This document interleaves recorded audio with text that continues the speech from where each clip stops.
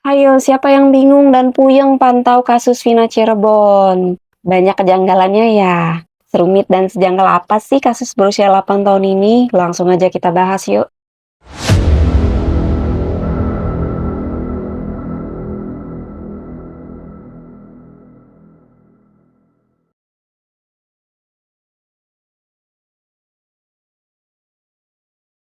Hai Kalas, ketemu lagi sama gue Vel. Jadi belakangan ini kita semua dibuat bingung ya dan penasaran sama kasus Vina Cirebon. Bener gak sih? Jadi yang belum tahu kronologi awal kasusnya, sebenarnya gue udah pernah bahas nih kasus Vina Cirebon beberapa bulan lalu. Jadi kronologi lengkapnya ada tuh di video ini nih. Kasus tewasnya pasangan Vina dan Eki yang terjadi pada tahun 2016 silam di Cirebon semakin menyedot perhatian publik. Ya, selain karena menyisakan berbagai macam kecurigaan, proses penanganan kasus tewasnya pasangan Vina dan Eki hingga saat ini juga masih membingungkan. Kasus ini sendiri mencuat gara-gara film Vina sebelum 7 hari itu viral banget. Jadi ya dibahas lagi deh kasusnya. Jadi video kali ini gue mau bahas kejanggalan-kejanggalan yang terjadi seputar kasus kematian pasangan Vina dan Eki. Ini gue buat secara pendek aja ya, nggak mau terlalu panjang lebar karena emang rumit banget.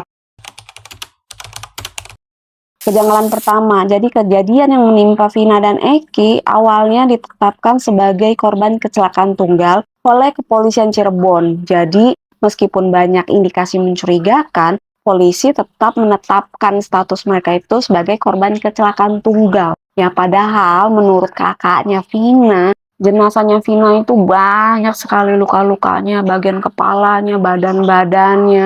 Motornya sendiri itu baik-baik aja gitu, nggak ada tanda-tanda kecelakaan, penyok, atau hancur gitu, motornya nggak ada. Jadi kenapa polisi bisa netapin sebagai korban kecelakaan tunggal? Lalu perubahan status sebagai korban kecelakaan tunggal berubah menjadi dugaan pembunuhan justru terjadi setelah sahabat korban yang bernama Linda mengalami kerasukan arwah Vina. Kok polisi kayak asal aja gitu tetapin status suatu kasus? Emang nggak diselidikin dulu apa gimana gitu ya? Agak lain ya emang.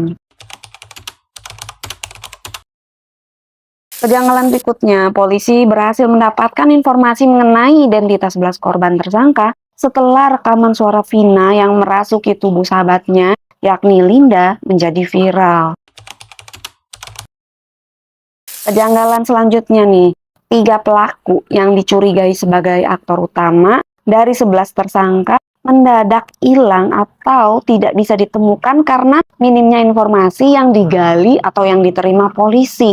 Menurut netizen sih, termasuk gue, diduga nih ada konspirasi yang menyebabkan aktor utamanya belum tertangkap sampai sekarang tahun 2024. Jadi udah sekitar 8 tahun. Meski ditemukan adanya bercak sperma di tubuh korban Vina, tetapi tidak ada loh tuntutan pasal ruda paksa dari pihak kepolisian. Adanya temuan bukti berupa sperma di tubuh Vina, wajarnya nih, atau seharusnya membuat para pelaku kejahatan ini mendapatkan tuntutan hukuman lebih berat. Bahkan seharusnya sih hukuman metong ya.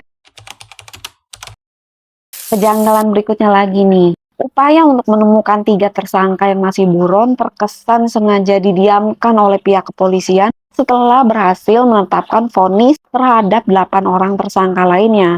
Seperti yang kita ketahui, penetapan status DPO terhadap 3 tersangka yang masih buron itu baru aja dilakukan pihak kepolisian setelah tayangan film Vina viral. Lambatnya proses yang dilakukan polisi membuat banyak pihak menyoroti kinerja para penegak hukum yang terlibat dalam kasus tewasnya Vina Eki. Sebagian kalangan menilai kasus ini merupakan salah satu bukti masih lemahnya penegakan keadilan di Indonesia, sehingga memang perlu terus diperbaiki.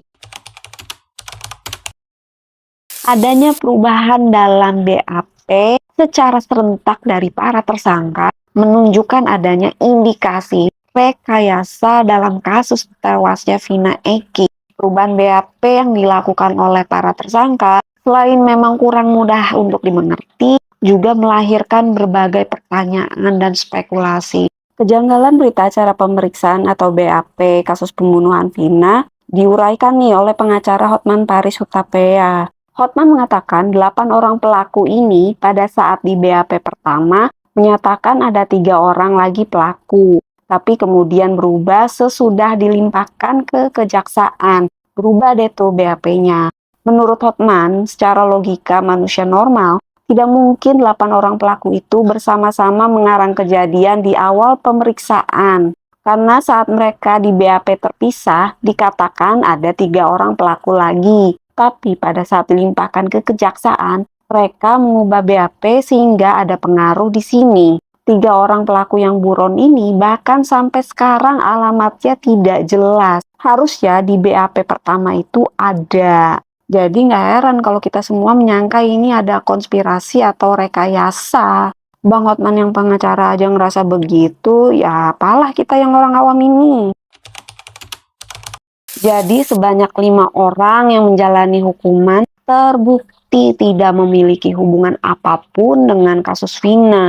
Ini merupakan pengakuan dari Jogi Nainggolan selaku kuasa hukum dari para pelaku tersebut. 5 kliennya merupakan buruh kasar loh ternyata. Mereka adalah pekerja bangunan yang tidak ada hubungannya dengan geng motor ini. Mereka merupakan korban salah tangkap pihak kepolisian atau orang-orang random. Rumit. Pelaku kan total ada 12 orang tuh ya menurut rekaman arwah Vina. Yang ketahuan sama polisi cuma 11 tersangka. Yang 8-nya udah ketangkep dan udah dapet vonis, yang 3-nya jadi DPO.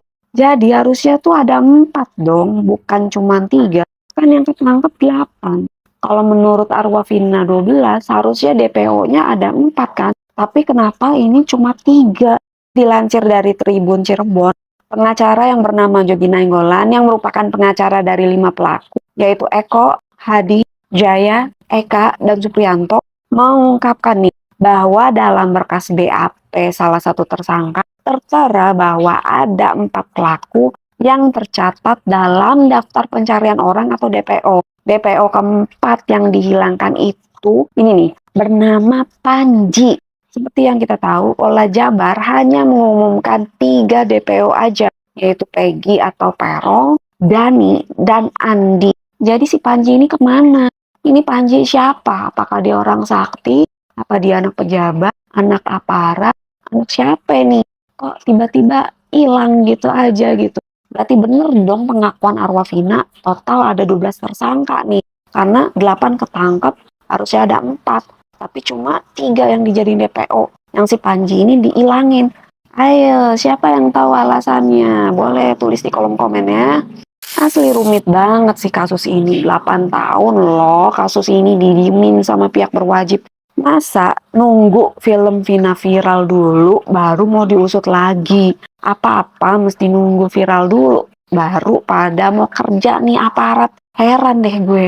Ya udahlah ya, kita sama-sama kawal aja kasus ini sampai para DPO-nya ketangkap dan dihukum seberat mungkin. Keji banget sih habis mereka ini. Kita doain aparat juga bisa bekerja dengan semaksimal mungkin biar masyarakat, terutama keluarga Vina, keluarga Eki, bisa mendapatkan keadilan gitu ya. Oke, sekian video gue kali ini. Makasih buat kalian semua yang udah mampir di sini. Buat kalian juga yang baru banget nih mampir di sini, makasih ya. Kalau ada yang mau nambahin info atau koreksi atau masukan, silakan aja tulis di kolom komen. Nanti kita bisa bahas bareng-bareng ya. Jangan lupa like, share, dan subscribe-nya. Bye-bye.